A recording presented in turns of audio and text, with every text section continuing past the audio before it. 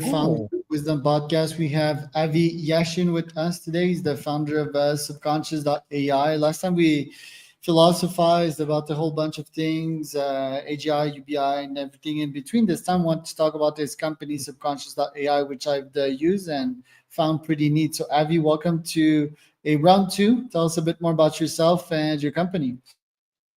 thank you, Charles. Happy to be here. Yeah, we're a small group of research scientists. We've been working in product for the last. I've been working in product for the last kind of 20 years for some pretty large products, pretty large brands. We have always been frustrated with the amount of cost and time that it takes to run really high quality behavioral science. We started experimenting about 2 years ago to see if language models could be used to help kind of speed up this process. And we found that just about every step of the way, from designing the experiments to doing research on what should be included in the experiment, to running the experiment with synthetic users, to analyzing the experiments, every step of the way, you can speed it up quite a bit with synthetic or with AI, and we've been doing that. And yeah, it's been a really fun ride, and happy to be here on the pod for round two.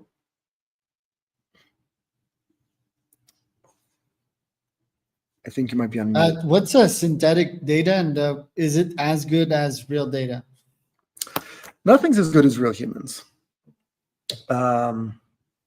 We always recommend that you use real humans with any sort of like big decision. The margin of significance we advise our customers is, if it's above a $10 million margin of question, you really want to use humans or validate with humans.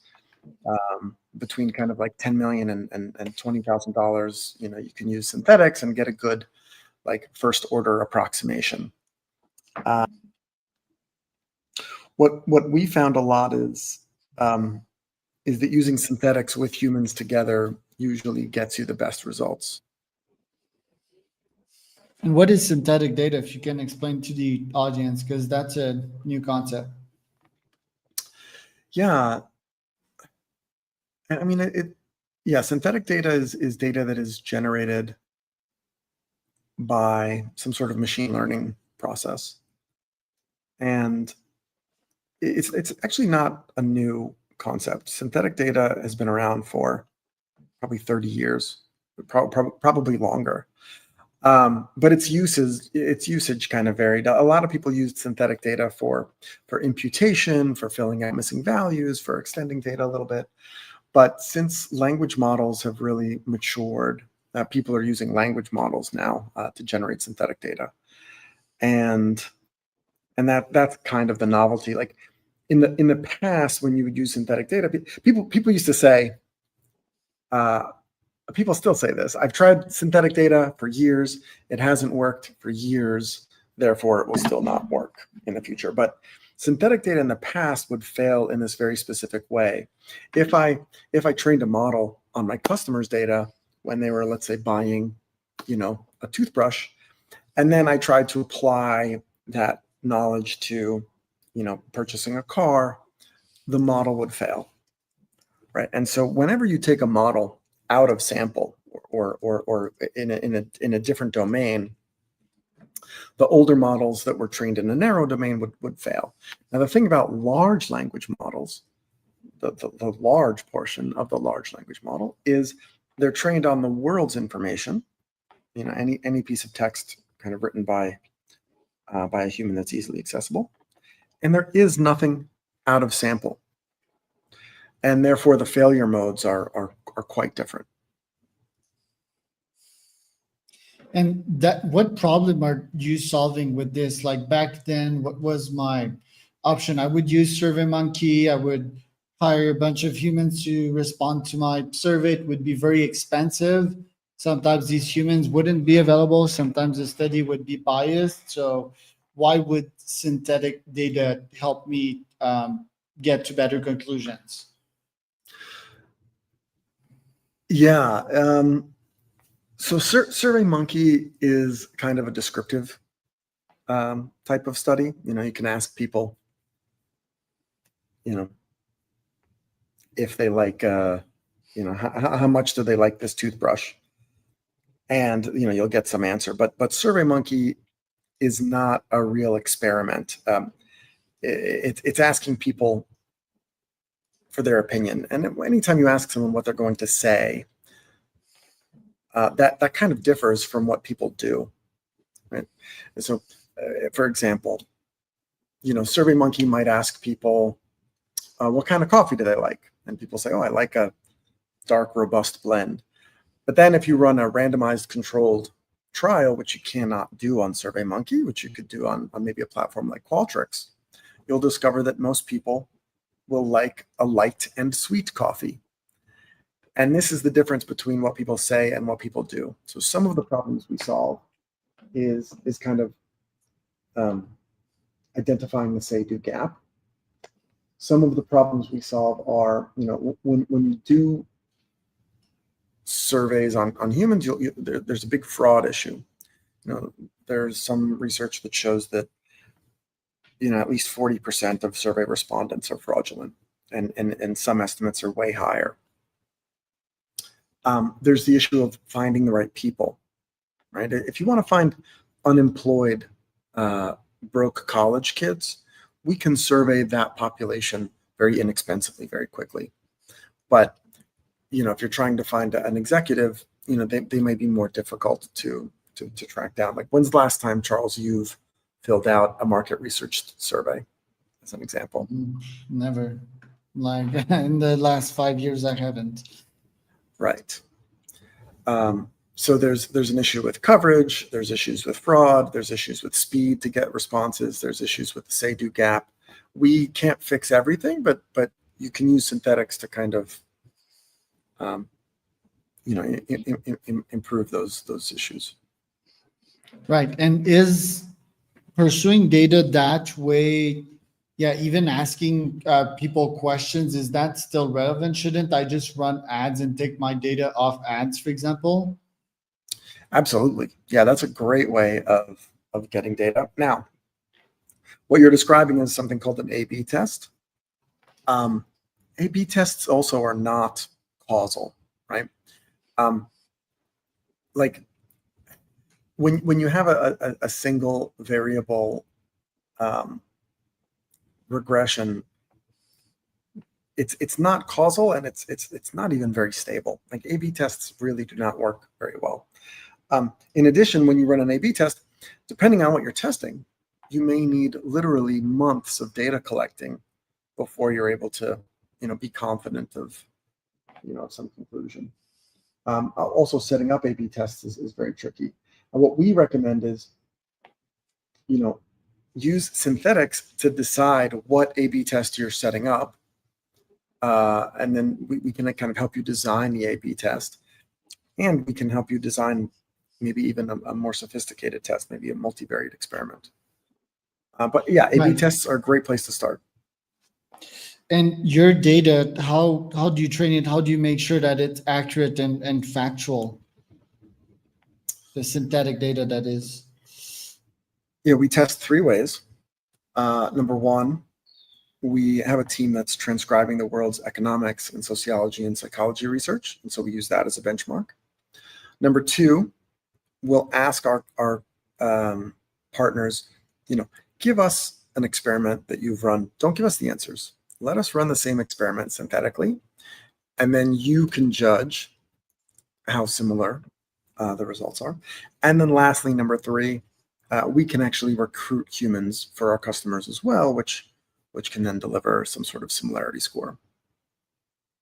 And what would be like a use case of a company that used you and got like real quick ROI? Yeah, the big 3 use cases we see with our partners are lead scoring, message testing, and product design. Any like specific niche that would be successful, or size of companies, and what's the actual price to use your product?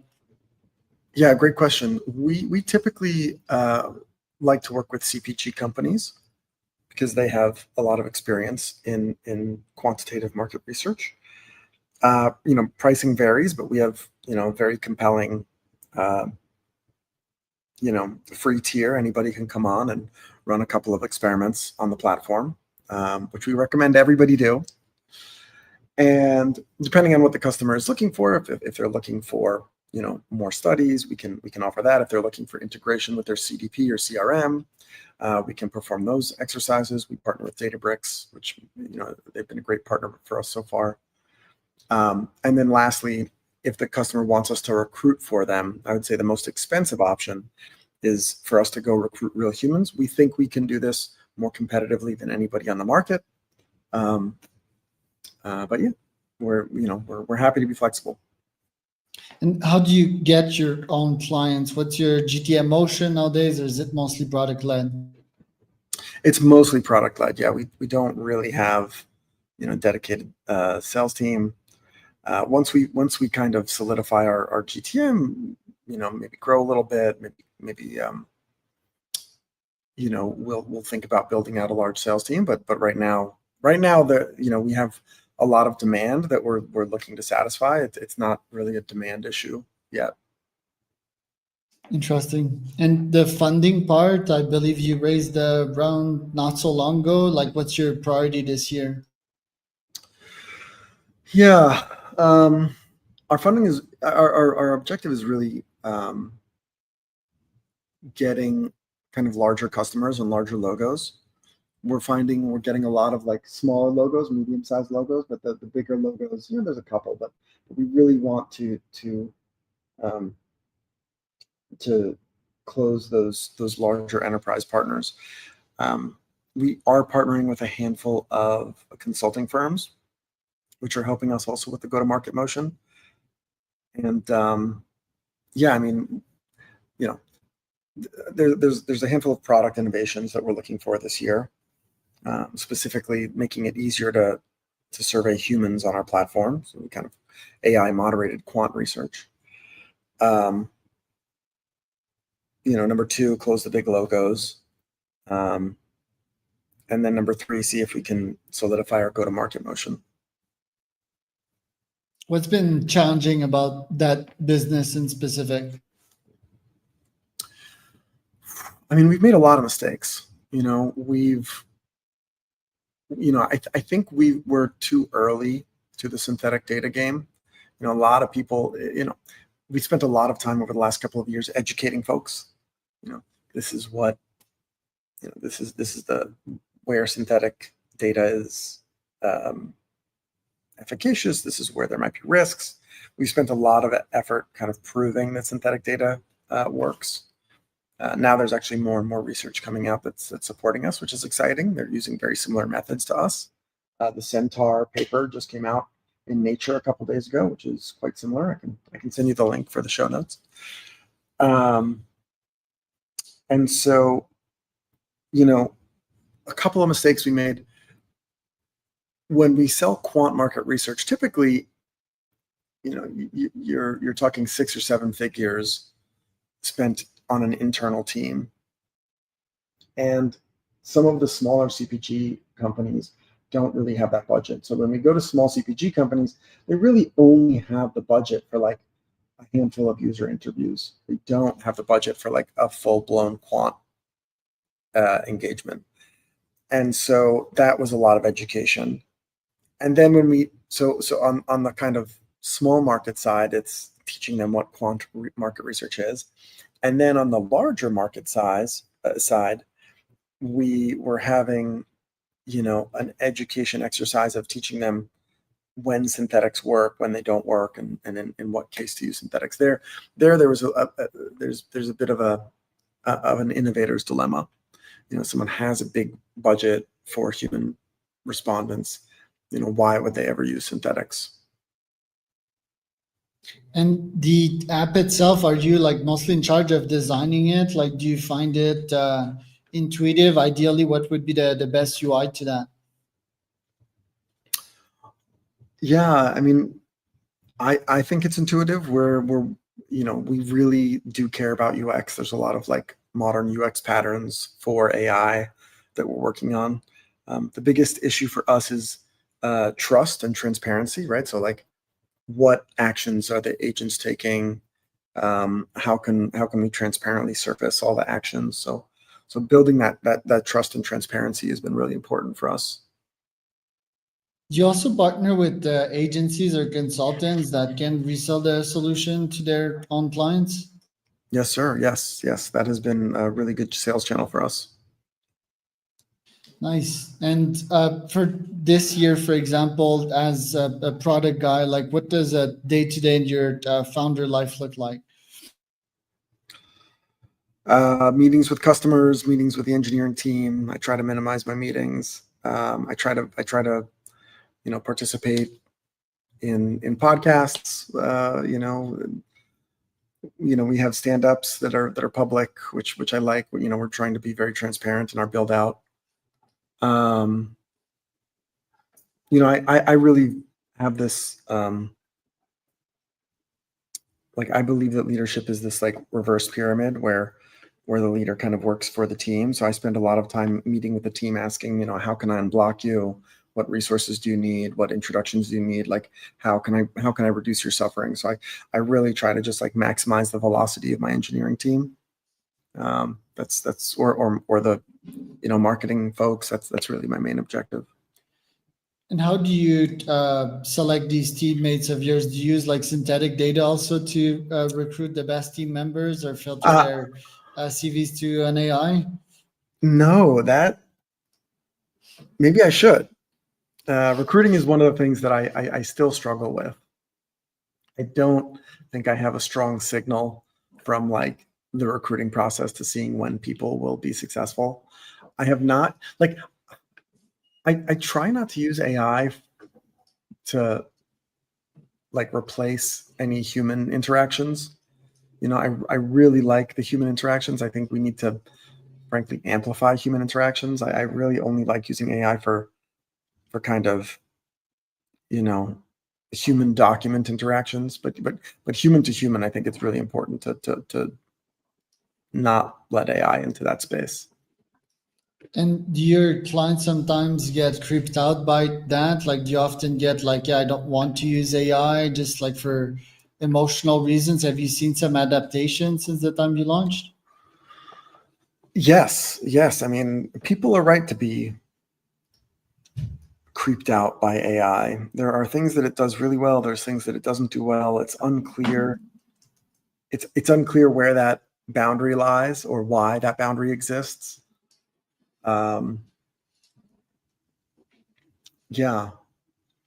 The idea of using AI to understand humans better is one that takes some getting used to. But when you consider the only input to AI is human data, there's a lot in the model that we don't understand. So if we are able to interrogate a language model, well, maybe we can learn a tiny little bit about people. Well, Avi, thank you for being on for a second round here. Where can people find out more about you and your company? Subconscious.ai, we're on all the socials. Please don't be shy. We have an open Discord for anyone to join us. So that was Avi and Charles for another